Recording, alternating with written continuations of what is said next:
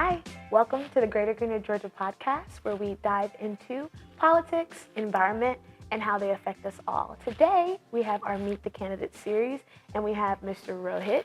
Hi. Yes. Hi, Mia. Hi. It's good to see you. Welcome. Thank you for joining us on the couch. I'm grateful to be here on this big, comfy couch. I'm ready. Yes, absolutely. Good. So if you could just start by introducing yourself, tell us who you are, what you're running for. Yeah, awesome. Thank you for having me. My name is Rohit Malhotra, R-O-H-I-T. My friends and all the seniors at the Senior Center call me Ro, so you can call me Ro as well if you'd like. And I'm proudly running to be the next city council president for the city of Atlanta. I grew up in Georgia, and I have spent the majority of my life in Atlanta. Mm-hmm. And I love this city deeply, dearly. And for me, my love language is public policy. Mm. And so I have spent the past 15 years making sure that I understand how public policy works, from legislation to budgets to policy decisions. And over the past decade, I've run an organization called the Center for Civic Innovation, which focuses on local public policy in Atlanta. And it also supports community-based organizations that are doing public policy in their own communities and neighborhoods. Because I think public policy is community work, and I think community work is public policy work. Absolutely. And all of this work for me is deeply personal as the child of two immigrant parents who came to this country to fight for something bigger than themselves. And so, everything I do is to make sure that the challenges that my parents face are not what our children have to face. Yeah. Awesome. So speaking of loving Atlanta and being here, what makes you feel the most Atlanta?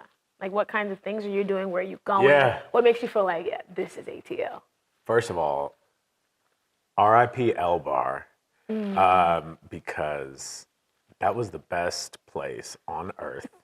And anybody who is, you might be a little too young for L Bar, but L Bar was a place that you could walk in. It was this like grungy spot in the basement of a restaurant on Ponce. And you would walk in, everyone pays cover, it doesn't matter. But you knew it was getting evenly distributed among all the staff, so it was great. You walk in and it is so Atlanta in there because the music was right. The DJs were all local. You had bartenders from all over who were dancing and vibing, and also you had people there who, some people came in from the burbs. Some people are like, I lived here. I'm the third generation Atlanta.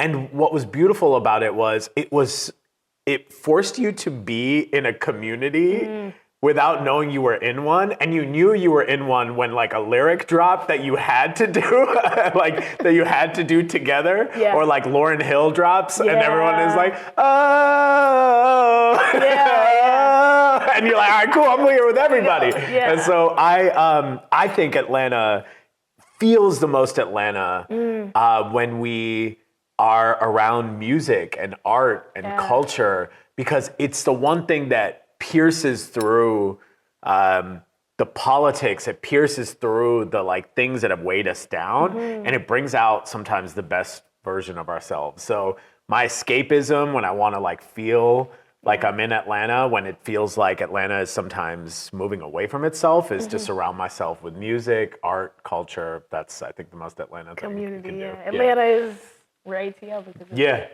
how it makes us feel. I feel like Atlanta is a feeling. It's like, I feel it. Like sometimes even when I'm in other cities, when they're playing Atlanta music, I'm like, I'm in Atlanta. This is ATL. I'm in ATL. Like, it's such, you can take it with you. And it's, I think that is so unique about the city, and it just makes it beautiful. I think we're the coolest city on earth. I really don't think, I just don't think anybody, like, as a child, you'd be like, oh yeah, I'm from Atlanta. It just sounds, it sounds better. Absolutely. It's just like, oh yeah, I'm from it. It just sounds cool. I'm from Atlanta, and depending on how many T's you pronounce in there, tells you how long you've been here. Right. So if anybody tells you they're from Atlanta, they just got here. They just got here. Probably here for college. They're new. It's okay. Give them a second. They go to Emory. You know, that's right. Everyone is welcome. Everyone is welcome. Yeah, that's right. Okay, so I'm a big jewelry person, and I'm noticing that you have a stack on your right hand. So tell me about just, this is not always normal to see. So what are we wearing? What is the purpose? Like, do you just collect these? What is the story behind it? No, I appreciate you asking this. This is not for me to have just a tan under my arm, but Every single one of these bracelets actually represents a different organization that I've supported and worked with and that I admire over the past decade. Wow. And so there's everything from a group called Raksha. Raksha works with women who are in difficult situations that need an advocate. And particularly in the South Asian community, it's kind of it's unlikely that someone is going to go and reach out for help because of it's just not culturally something that you do. It's kind of taboo to ask for help. Right. But they make it safe for women to be able to ask for help. And all my life, I've known about this organization that has helped people I know who had nowhere else to go. Right. There's another organization on here, Pedal Pushers. Through the Center for Civic Innovation, one of my greatest titles was not executive director, but it was teacher. I would go into a classroom and I would work with community-based organizations and like help them grow their organizations. And there's a guy named Dominique Nixon who wanted to just put Black folks on bikes. And was like, I just need kids to be on bikes. They're just not happy because they're not feeling the air like hit them. They're not feeling like they're in community. And Dominique recently passed this year, and it's cheesy, but you kind of look at this and you're like, it's just a reminder sometimes. It grounds you. You're like, this is why you're doing this. Yeah. These two are, one is, I was a bridesman in a wedding, and the bride gave me this bracelet before she got married, and one of my closest friends from childhood and from like just have gotten to know. It's always a good reminder of the people in your life that like got you here. Yeah. And then my mother got me this from India. She did a prayer and a blessing for me, and then brought this back, and it was all wrapped up and ready for me. She brought me this, and I wear it to be reminded that I'm protected by people who aren't necessarily in the room. So everything that I try to do is just to always ground myself in the things that I need to make sure that I stay grounded in the work that I'm trying to do. Yeah, so it's like you're carrying a piece of your why around with Always. you every day. Yeah, it's easy to forget that part. But when it jingles, hey, can't forget it. Here to go, my people. yeah. I'm like, let me get it together. Yeah. So speaking of great people, Atlanta has had a lot of great leaders in our city government over the years. Yes. I'm going to read a couple names out, and I want you to tell me one thing you admire about them or hope to emulate as city council president. Yep. And you don't have to agree with them on everything, but one thing you want to give them credit for. Yep. So Maynard Jackson. Yeah. So Maynard is... I think about Maynard Jackson a lot because he was about the same age that I am today when he ran for office, and everyone was like, "Well, why don't you wait your turn? Why don't you, just hang back?" And he said, "What am I waiting for? Like, people need me now." Yeah. And when I think about Maynard, I think about things that he's done, like the neighborhood planning unit system and negotiations that I think he's led that have been exemplary. But the thing I think about actually is Bunny Jackson Ransom, his first wife, who was the first lady under Maynard Jackson, who really was in many ways his moral compass. Right. And so that is, I've had the pleasure of her being a mentor to me and to give me the real behind what was going on with Maynard and how difficult it was for him to be the first Black mayor in the American South. Yeah. I think that being the first of anything it's exciting, but it's also extremely lonely. It's a heavy mantle to carry. Yeah. So I think about, how much he probably carried trying to break the mold after a pretty historic moment in our country's history, in a time where, leadership was necessary to be courageous. Yeah. Shirley Franklin. Yeah. So Mayor Franklin and I actually talk regularly, and what I like about Mayor Franklin is she is unshakable. It doesn't mean things don't hurt her or that she being who she is, breaking the mold like she did, I think it's exemplary. She was not supposed to win that election. Everyone pitted themselves against her. She had never, she was not on city council. She was not in, she's a policy nerd who felt like the city government just needs to operate better for people. Right. And what I really respect about Mayor Franklin is, in spite of the things that come her way, she remains focused. And I think that level of discipline and groundedness has helped me make sure that I stay focused on the things that matter. Yeah. And so her guidance, I think, is very much welcomed. And also, I think there's a reason why anybody in public service refers to her when they think about who shaped politics in Atlanta, because I think she reminded us that this is a job, and it's a job that we have to do extraordinarily well. Marvin Arrington Sr. Yeah. So I think of the role of the city council president. Yeah. You can't walk into City Hall chambers anymore without thinking about, Council President Arrington.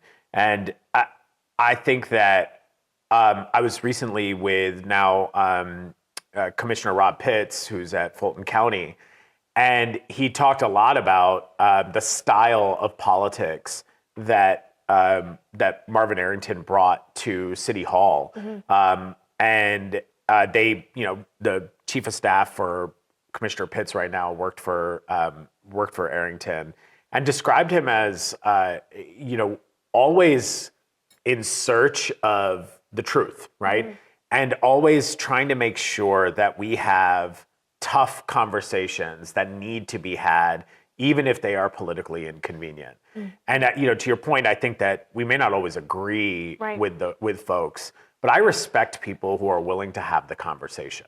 Yeah. And I think that policy to me is not about absolute right or wrong. Now, there is morality that needs to come to play, but I think that ultimately complex issues require an arbitration of ideas. They require debate. They require us to like really question what we see and what we don't see.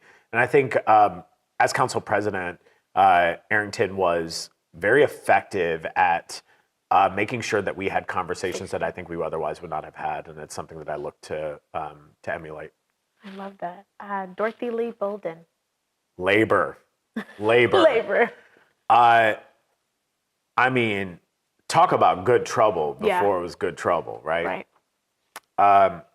And this is the thing about movement, is that there are names like Bolden's that just get erased in history because their version of power looks different. The power building looks different. Right. And what I love about labor and the way that labor movement leaders like her move is it's not about them. It is about the bigger picture of work. And so I think what she modeled is what movement can look like that actually moves the needle on policy. Like, we know that because of her, the way that there are protections now for labor, the way that we think about how we respect and give dignity to labor, I think is really powerful. And she did it in a time where everyone told her to stop talking. Right. And she did it anyway. I always respect people who are willing to say and do the thing. And I think that the courage that she had to have to do that, I think is something I think a lot about. I hope I have half that amount of courage in my life. Keisha Lance Bottoms. Yeah. Mayor Bottoms, when I think about Mayor Bottoms, I think about a mayor who had a hard job of leading during a global pandemic and a moment of racial reckoning, which too was a pandemic. I think that when I think about Mayor Bottoms, I really do think about a very specific moment, which is when the rest of the country, like, there were leaders around the country and our state who pretended as if COVID did not exist. And their their sentiments around COVID became stronger as unworrisome when you saw the statistics of COVID disproportionately affecting Black folks. I mean, we literally had leadership in this state and in this country say we could just spray some Clorox on it, and that maybe, COVID we don't know how COVID actually transfers. And there's no question, COVID was unique. It was unprecedented.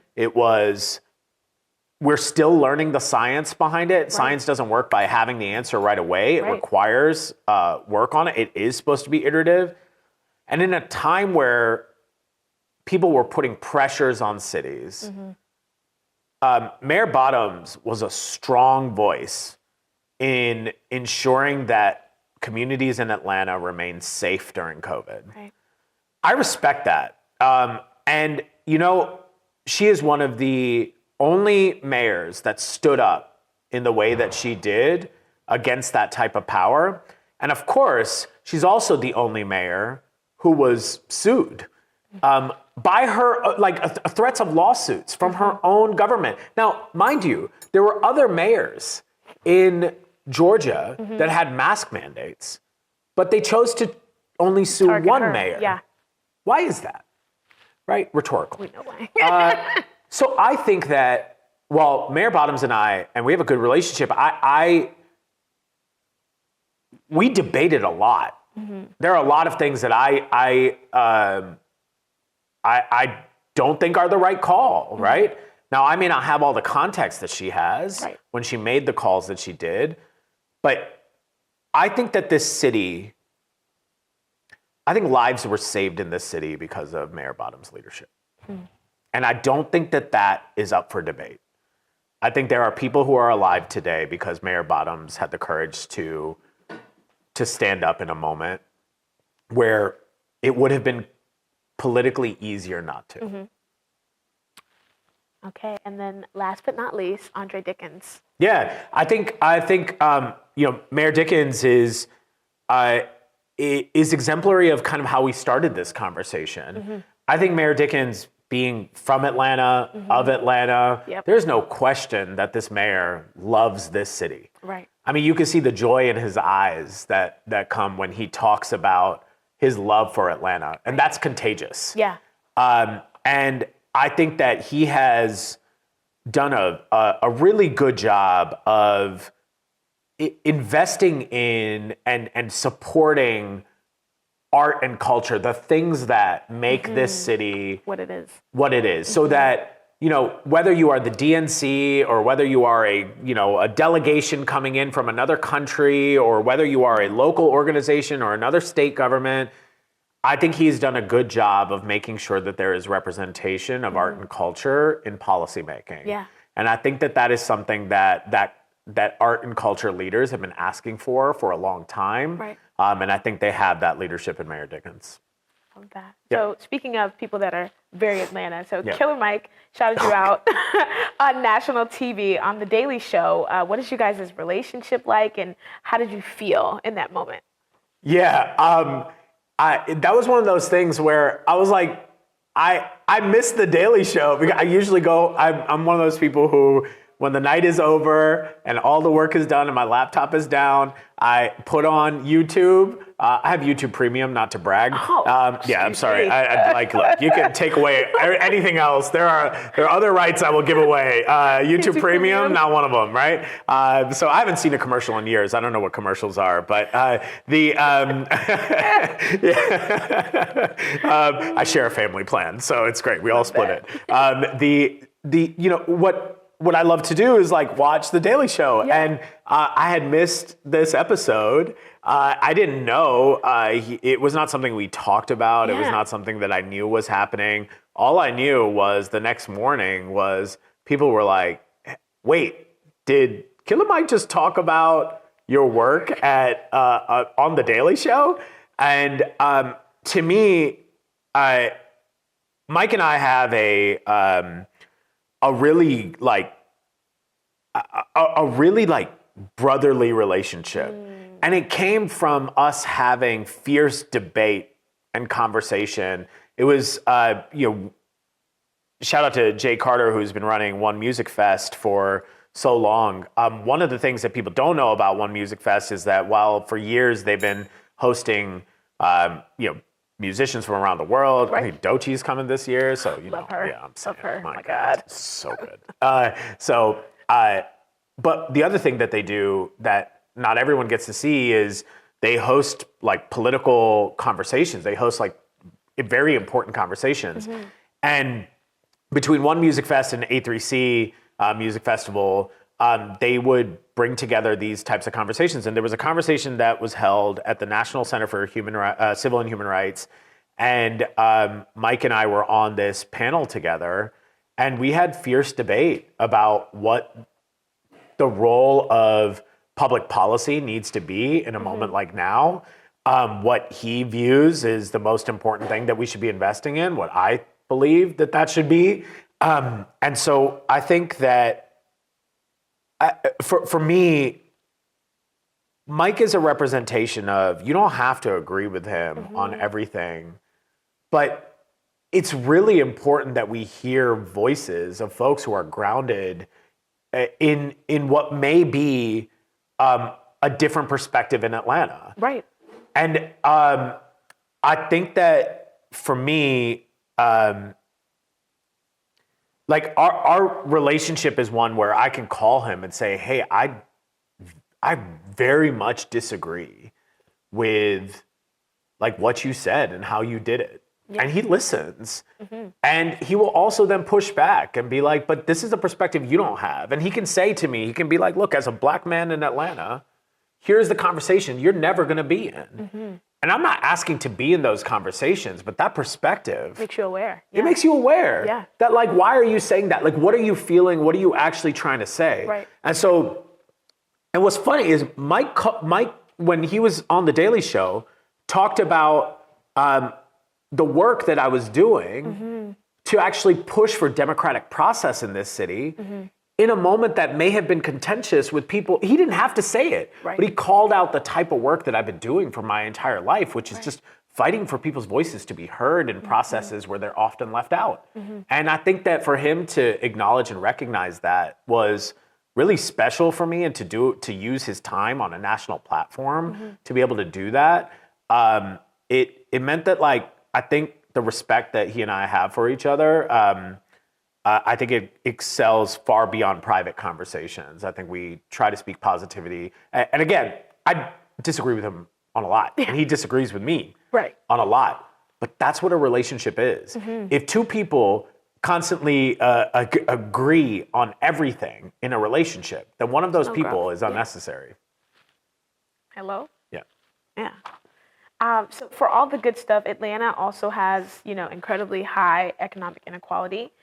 The racial wealth gap in Atlanta is 46-1, meaning for every $1 owned by the average black family in Atlanta, the average white family owns $46.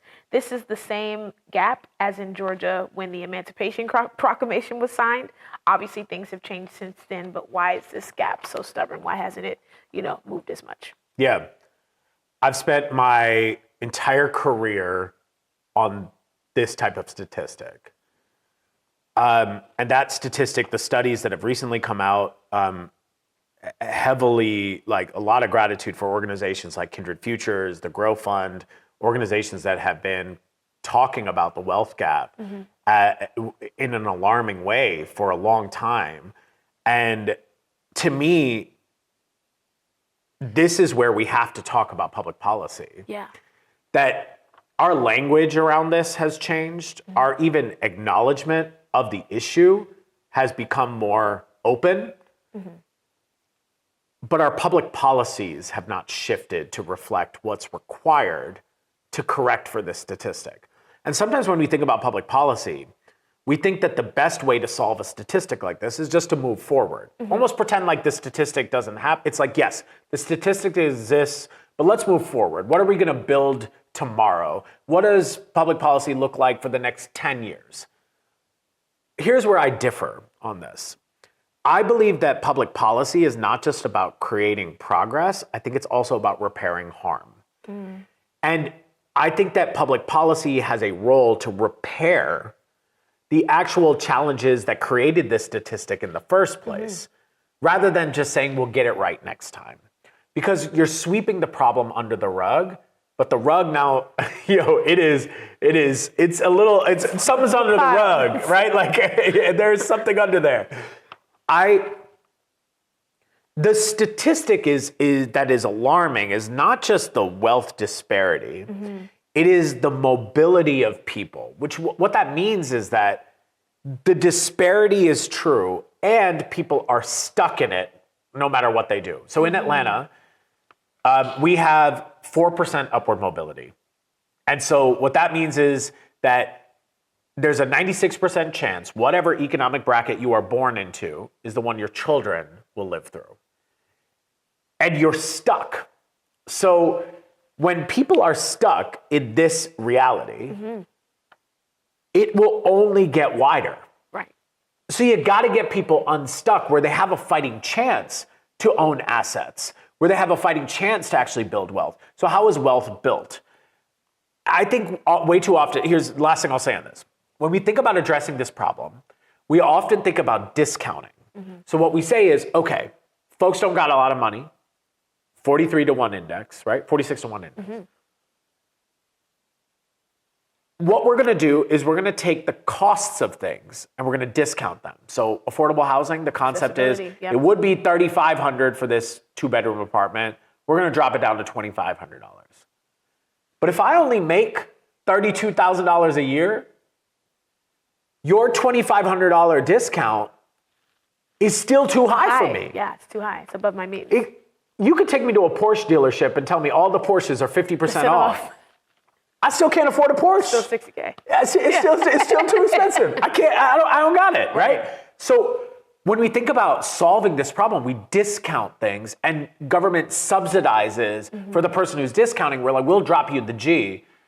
You still get your $3,500. We get to offer this for $2,500. I don't think that's always the best approach because asset building is about what do you own that appreciates over time. So if you don't have a home or you don't have a car or you don't have something that if you don't have money, then you can't actually make more money. Right. And we forget about that part. If I got $7 in my bank account, I'm not able to build wealth. Right. I don't have the tools to build wealth. Right. Call me old-fashioned, but I believe that the poverty or the solution to poverty is money.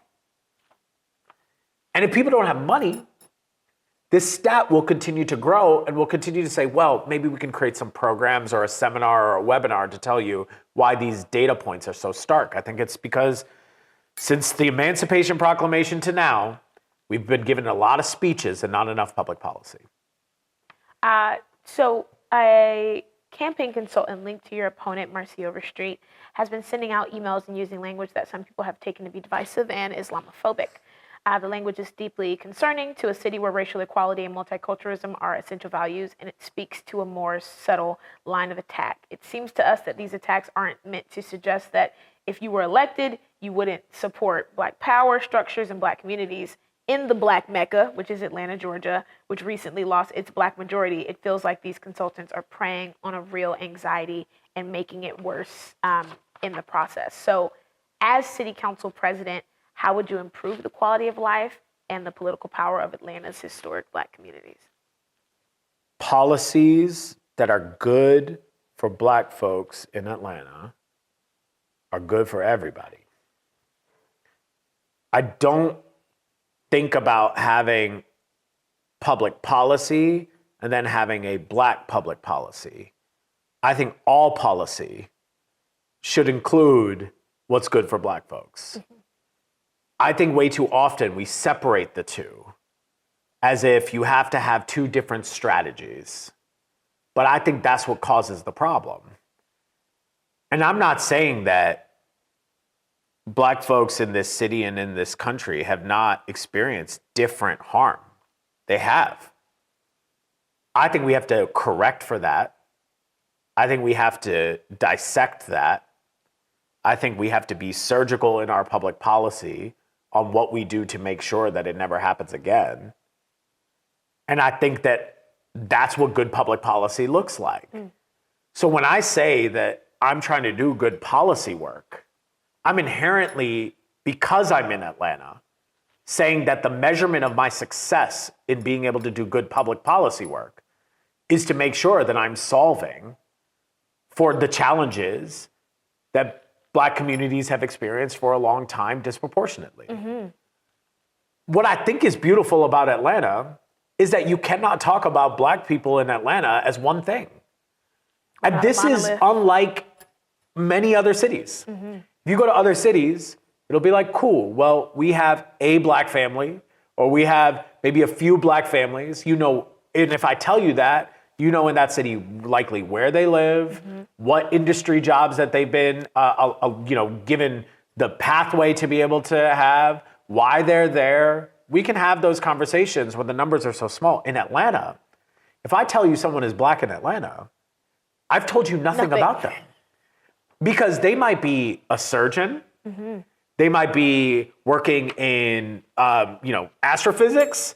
They might actually be working in music. Mm-hmm. They might be working in government. They might be a judge. They might be an actress. They could be anything.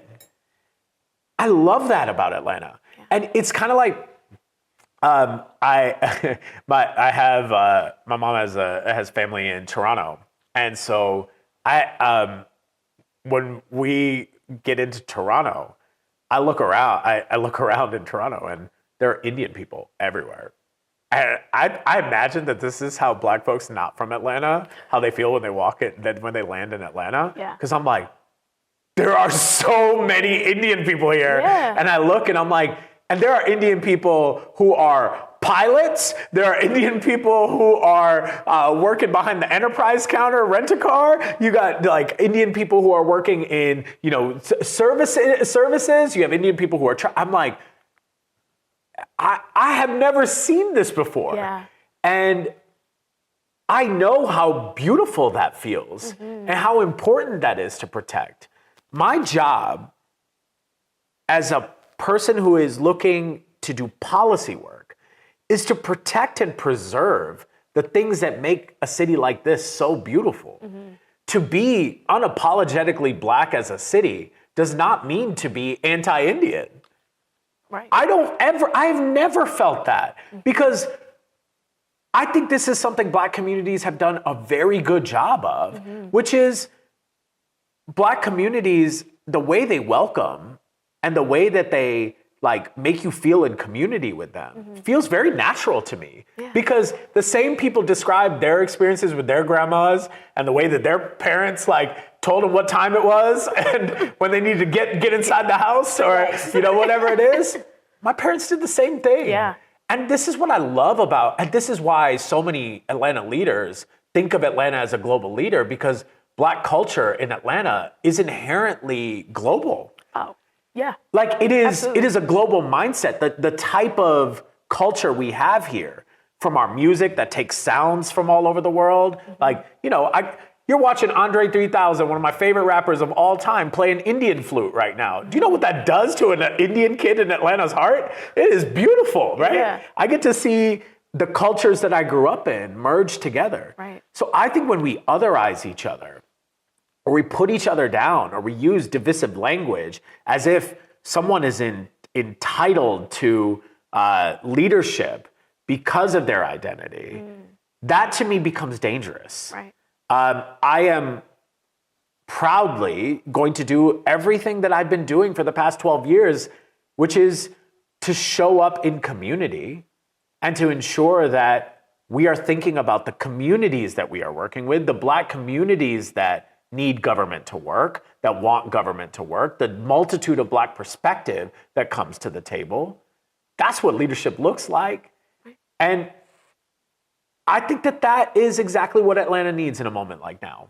And I'm prepared and ready and experienced to show up in that way. Speaking of showing up, when you think of climate change in the city of Atlanta, where do you think the next council, since all the seats are up, where do you think the next council can have the most impact?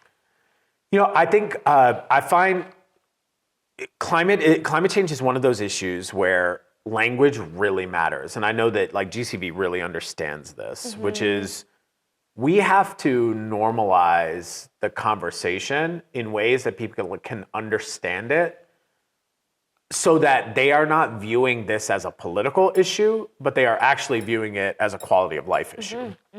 So in Atlanta, when we talk about the tree canopy, sometimes when we talk about it, it feels like it's a real estate conversation. Right. Do you get 10 trees or 8 trees? When you talk about the tree canopy as a contributor to the heat wave and your experience with how you will actually, like how your body is protected, right? How your community is protected, that if it is not covered, the consequences that that can have for your health, for your well-being, I think that takes an issue like trees right. and makes it real for people to be like, why does it feel hotter in one part of town versus another? And then inherently, if the social commentary on that is not enough for you, then you realize that people's costs are also going up. Right. That they have to pay more for keeping their houses cool, like being able to like make sure that they're not passing out. And then they go and they're like, okay, well, if it's hot, then I need to drink water. And then you open the water faucet. And for some neighborhoods and communities, brown water is coming out of that still. These are all, to me, climate issues. These are all environmental issues, but they're not framed in that context. And I think that when we frame this in the context of people's day-to-day lives, like you said, people are like, look, I got this much money in my pocket. I'm just trying to survive. Right. I think that we have to do a better job as progressives who care about these issues to normalize and also contextualize these challenges. And I think a city council can do that because they are literal representatives. So they know how best to contextualize that for the neighborhoods and communities that they represent. So if you're the representative in Southwest Atlanta, I think it is your role and your responsibility to talk to people about drinking water and role and responsibility to talk about the heat canopy in a way that people want to talk about it. Not to pretend like it doesn't exist or to actually the opposite of what has been happening, which is to pretend like this is, oh, that's just a white people issue. So that's why we're going to put this gas station here. And you're like, you just used a very important issue about people's health and you used a social issue. I think way too often we use social issues to pretend like climate change is not a real issue. And that it doesn't affect Black and brown folks. This is exactly what happened during COVID. In the beginning of COVID, what happened? People said, but this doesn't affect Black and brown people.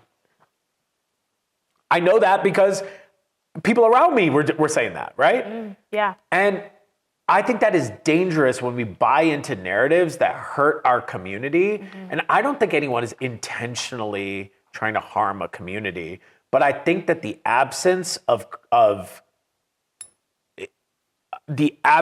introspective thought on policies that are consequential right.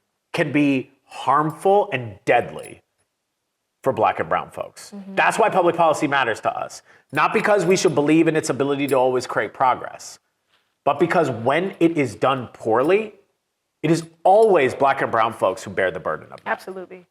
Absolutely. And that's why we're disproportionately affected. It's usually all the way around. It's always. Not just in one area. It's usually we're getting hit with everything. Yep, exactly. So speaking of disproportionate, you supported the right of people in Atlanta to hold a public referendum on the lease of the Atlanta Public Safety Training Center, or what we know as Cop City, where it's based on. Why do you believe that it's important that people get to vote on something like that?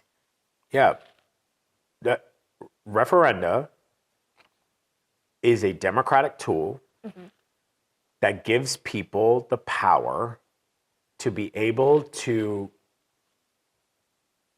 question and to call to question a decision that was made on their behalf that they may or may not disagree with. And I say may or may not disagree with because the process of referenda is usually supported, and this specific referendum was supported by people who both agreed with the decision and disagreed with the decision. Right.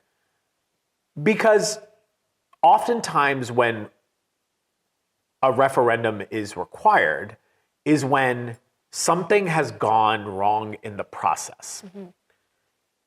In this specific scenario, there are a lot of things that we can talk about. And there were a number of organizations, stakeholders, communities that are affected by this decision. And there is no one who would disagree with the fact that there was not consensus on what is the best path forward. And depending on what you believe about the facility, you may say the overwhelming majority of people support it, and there you could walk to another side of town and people would say an overwhelming amount of people are against it. Right. That is the literal role of a referendum to figure out. It is a vote that allows you to allow the public to decide whether they are for something or against something. Now, this is important about referendum. There was never, ever a referendum about whether there would be a police training facility. This is a common misconception. All a referendum is calling into question a specific policy decision that is made already by the city council. Right. That means it has to be something they already passed. Right. The issue is that the city council on this issue had about 7 or 8 votes that they did. Right. And so which of those are we doing referendum around, right? Do you know that the facility started off as a 381 acre facility? Yes, it was. Then it became 85. It started off as a $25 million project. Now it's almost $200 million. Right. When things change that rapidly, in other cities around the country, this is where the public says, hey, stop, government. You're not representing us well on this. Let us vote on this. Put all the information in front of us. You put your ideas. Let other people put their ideas, and we'll vote on this. Right. I think that a referendum would have been one of the most unifying opportunities for this city. It's why I supported it and why I made sure that I encouraged council members that I disagree with vehemently, council members that I agree with, and I worked with them to actually develop out what a process could look like. Right. Now, I'm no hero. What I'm saying is that I felt so strongly about the fact that referendum is the right thing that I would protect that same right on an issue that I disagree with. Right. It is the power of people to be able to drive decision making in their city, and to block that, and worse, to use the power of the law against your own people, I think was misguided. I think it is dangerous. Yeah. And I think it is bad precedence. And it's something that I think Atlanta is going to have to rectify. Yeah. I think it's going to have to fix this for the facility to be successful. The facility's built. It's here. And 81 acres is... So it's here. Yeah. The question is now what? Do with it? Yeah. What happens now?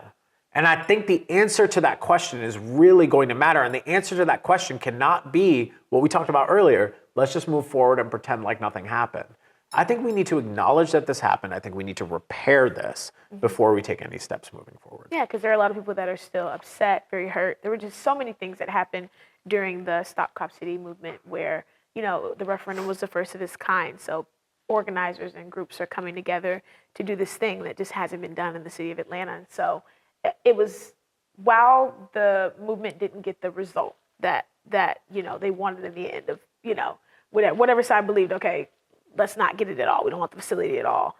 It showed, one, the strength of organizing in the city of Atlanta, how powerful you can be when you're organizing door to door and bringing things together. And I think it lit a fire in the movement of itself to begin to, bring truth to power and say, hey, actually, you're not representing us in the way we want you to. Let us decide and let us do something to bring ourselves together so we can make a decision as what's best for the community. Yeah. So I think that we'll probably see more referendums to come because of that process. And it will definitely probably be more streamlined because we'll know, the things of which, okay, this didn't work this time during that movement, but it definitely, to me, was the catalyst to, starting to say, hey, actually, we do have power. That's right. As a community. We can say something. Our opinion does matter, once a vote is done. And there's still things that can be done after. There's no end all, be all. That's right. So I think that's what resonated with a lot of people in the city of Atlanta, knowing that, okay, I actually I have power even after I vote them in. Even after I vote leadership into power. That's right. I still have power. There's a check on that power. Yeah. There were more people signed a petition for a referendum than voted in the municipal elections. Think about that. More people signed a petition for a referendum than number of people who voted in the last municipal election. Yeah. I think that is telling in and of itself. What people want is not just to be heard during election season, but when those elections are over, they want to know that their voice still matters. Right. That's what this was exemplary of. I think that it is the responsibility of elected officials to protect that power for people, not to obstruct it. Yeah. So we are living in, during the second term of of the current president, and he's made it clear that he's willing to make individual cities like Chicago, Charlotte, a part of the national narrative. How would you, as a leader, balance progressive action with being smart about what battles to pick? Yeah, I think that what's important and why I chose to run for office, as opposed to just staying on the outside and pushing and doing advocacy on the outside, is because I believe that City Hall needs to include our advocates and our progressives and people who disagree with it. I think that the best way to protect against the threats of Donald Trump is to bring the people who you disagree with close to you and unify against the actual threat. When you treat your own people as if they are the threat, when there is a national federal threat, then that is the easiest place for that national threat to come in and divide. It's why I think in a moment like now, we don't need just politics that we agree with, or we don't need rubber stamping. Like, we need a diversity of thought, and we need every option on the table. And we also need to lean on perspectives that we don't currently have access to, and make sure that the people who we do know also receive that perspective. When I'm city council president, there are going to be perspectives that the mayor's office or the executive branch of government has that I don't. It is going to be my responsibility to translate that to people who I am in community with. And similarly, the people who I am in community with and the people who I listen to and are in my ear that currently are not in the executive office's ear, it is my responsibility to make sure that they are heard. That's when you have strong government. The strength of government is not based in complacency and compliance. Right. The strength of government is its ability to hold a multitude of thought and to be able to move forward anyway. That's where I think leadership can be strengthened to be a shield in a moment like now. Trust me, I am very aware of the national federal threat. I cannot look the way I look without knowing that the federal government perceives me and my identity as a threat. But I should not feel like my local government is doing the same. It's what makes these types of attacks so dangerous when we're attacking each other. What are we fighting over? For what? Yeah. Who's winning? Just to be right. Who won? Nobody. Who's winning right now? Are we winning? No. We're not winning. We want to win the moral battle, and we are losing the righteous war. And I think that we should have tough moral debates and conversation. I also think we have to win.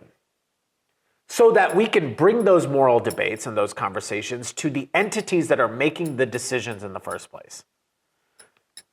This is too important. The threats of Donald Trump, the threats of our national government, the threats that are happening in cities around the country, the response is going to be based upon how well those local governments create real, actual, authentic unity inside of that city. Right. Not performative unity. Actual unity by bringing people who disagree with each other together for something bigger. There's a reason why Trump is struggling to be able to get into Chicago. And it is because progressive organizations who have many challenges with the mayor also understand what time it is. In Atlanta, sometimes it feels like, who's for me? Right. And when we do things like obstruct around a referendum, when we file lawsuits against people, when you call me one of the most influential people in Atlanta one day and call me a threat to public safety the next day, right. Are you for me? Can I trust you? I think the city of Atlanta needs to create trust with its people so that even when we disagree with you, we still rock with you. Yeah. I still think we have that opportunity. I feel confident that we can do that. We can. It's been done. We were there. Exactly. We were there. Exactly. We were there. I think this was true under Mayor Bottoms. Yeah. I think that despite the challenges that we had with Mayor Bottoms, right? Like progressive organizations, despite the battles and debates that they had, we knew that the threat of Donald Trump was something we would unify on. Right. And that I think that is still true today, but it's fractured. Because people are saying, you can't denounce Donald Trump nationally and then behave like him locally. That to me, if we want to denounce him, you don't just denounce his name, you denounce his tactics, you denounce his way of working, and you fight the urge to divide people in a time where unity is needed more than ever. I love that. So speaking of unity, on a lighter note, is this the year that the Hawks make a playoff run? Hell yeah.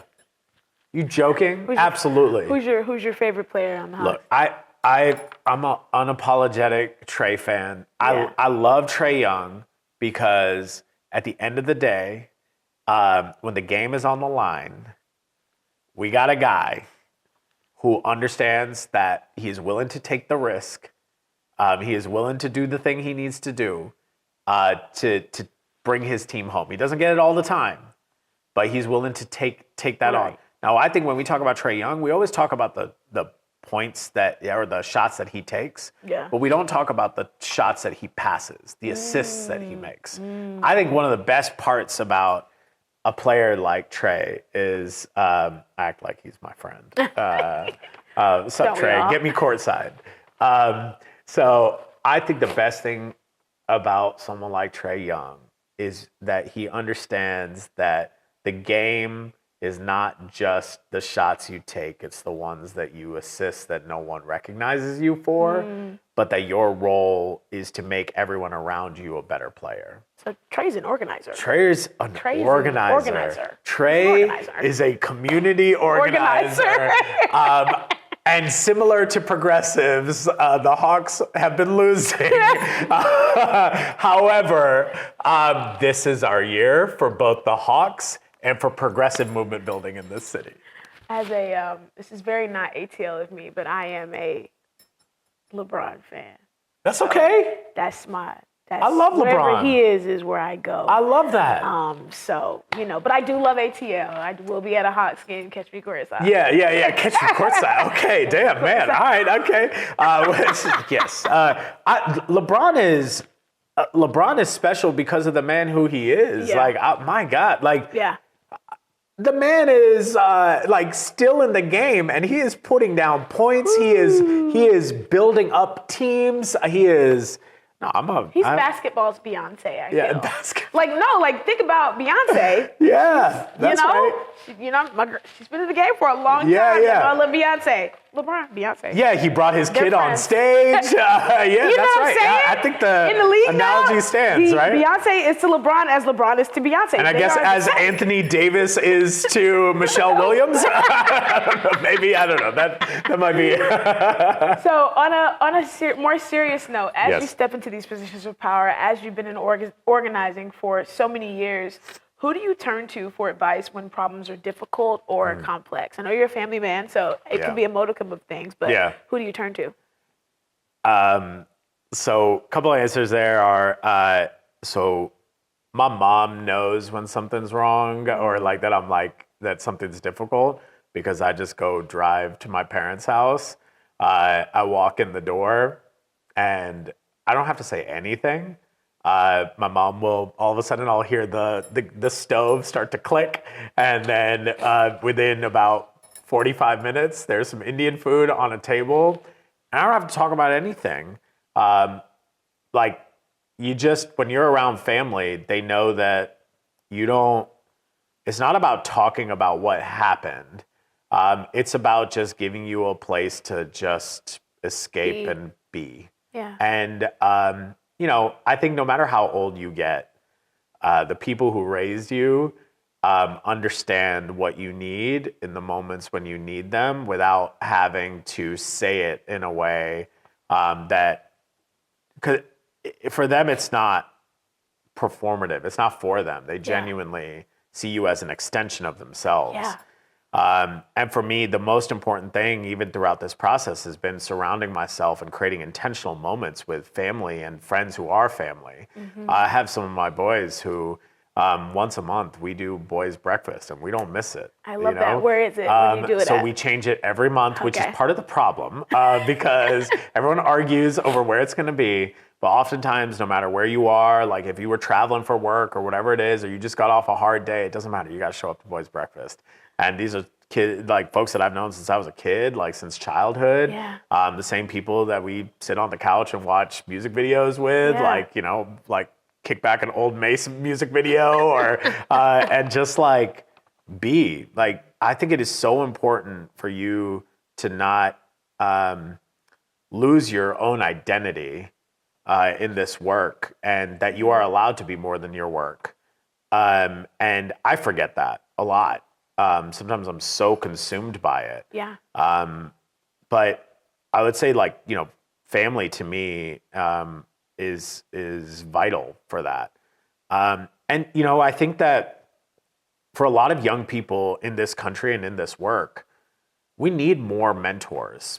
I've been fortunate to have mentors like Bunny Jackson Ransom, or I can call other folks who I don't think want to be called out on a podcast, right? Are because it's going to get viewed as political, and it's not, because I think that they just they're people I could just talk to, right? Who understand and be what does this mean? You went through this, how did that go? Right. And I think we're losing a lot of those people because they're older. I've lost a lot of my campaign chair is a guy, Charles Black.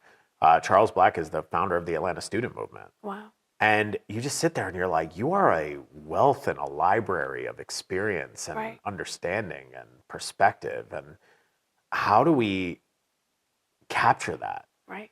And I think what's tough in politics right now is there are way too many of our mentors who are competing with us.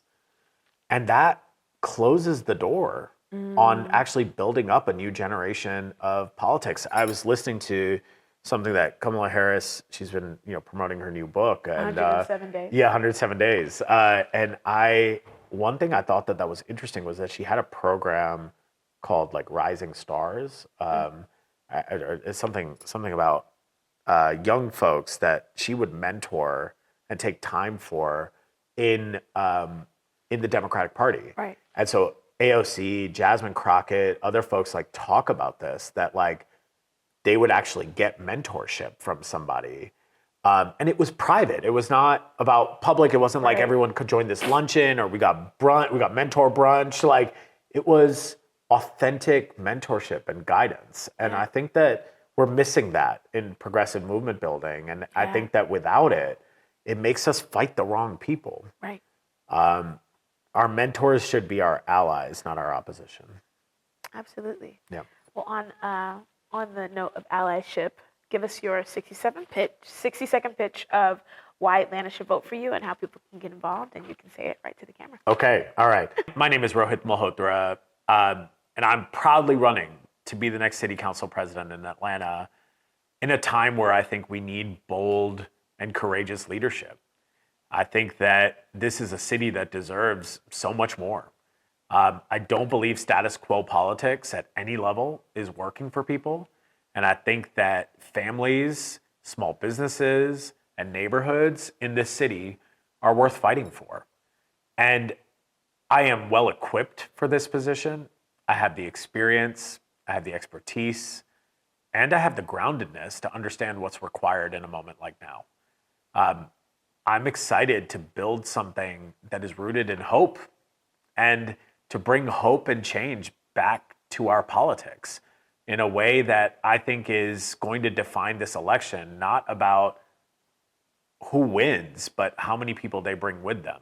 And I think we are building a new generation of politics in this city and in this country.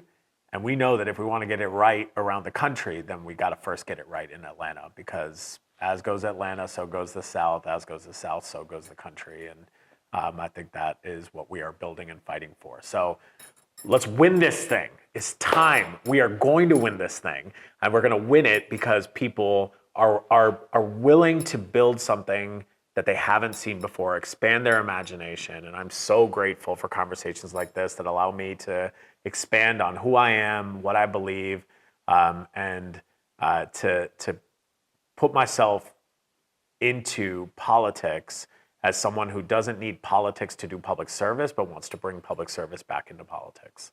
So I'm excited. Well, thank you guys for joining the Greater Georgia podcast. My name is Mia, and this is Mr. Rohit. Yes. Let's go.